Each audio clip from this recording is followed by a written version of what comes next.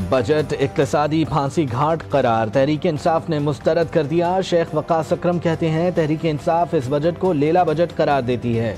इस बजट में अवाम को कुर्बान किया गया। शिबली फराज बोले, इस मुल्क में इंसाफ कौन देगा? ये मुल्क कैसे चलेगा जब तक कानून की बालादस्ती नहीं होगी? आइन और कानून सवालिया निशान है। बैरिस्टर गौहर का कहना था कि बजट के हवाले से पेट्रोल इन चीफ से मशवरा करूंगा। इकोनॉमिक सर्वे की रिपोर्ट मायूस कुन लगी। हुकूमत, IMF और सारे इदारों का ताउन हासिल करने के बावजूद किसी चीज का हदफ हासिल नहीं कर सकी।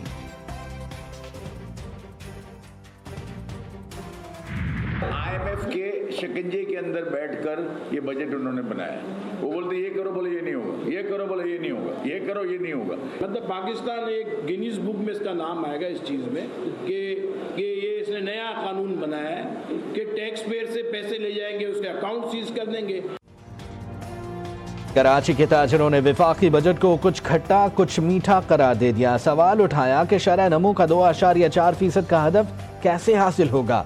रवा माली साल के अहदाफ क्यों हासिल ना हो सके? ताजिरों ने तनख्वाहदार तबके पर टैक्स में कमी खुशाइंद करार दिया। कुछ ताजिरों ने बजट को मुस्तरद करते हुए दावा किया कि बजट सिर्फ IMF की जी हुजूरी के सिवा कुछ नहीं।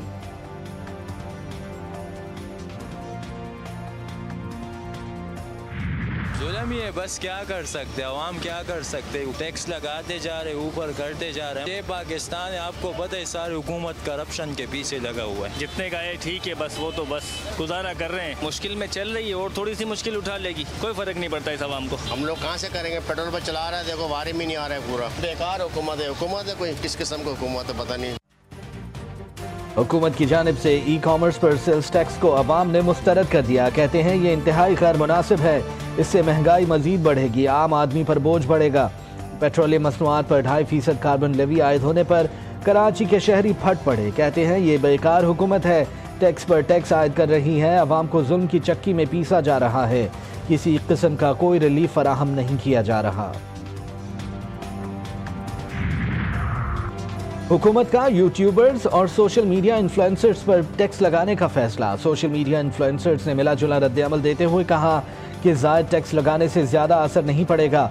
हुकूमत अगर टैक्स बढ़ा रही है तो साथ सोशल मीडिया सेलिब्रिटीज़ को सहूलियात देने पर भी गौर करे।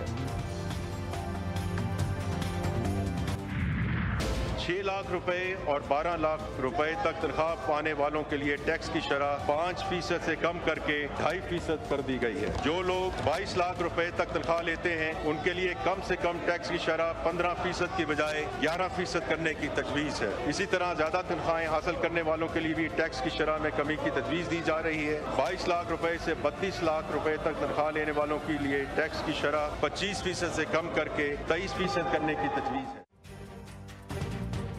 माली साल 2025-26 के लिए मजमूई तौर पर 17,573 अरब रुपए मालियत के हजम पर मुश्तमिल 6,501 अरब रुपए खसारे का विफाकी बजट पार्लियामेंट में पेश। सरकारी मुलाजमीन की तनख्वाहों और पेंशन में 10% इजाफा। 6 से 12 लाख तनख्वाह पर टैक्स 5 से कम करके 2.5% कर दिया गया। 12 लाख सालाना आमदनी वाले तनख्वाहदारों पर टैक्स की रकम 30 से कम करके 6,000 करने की तजवीज़।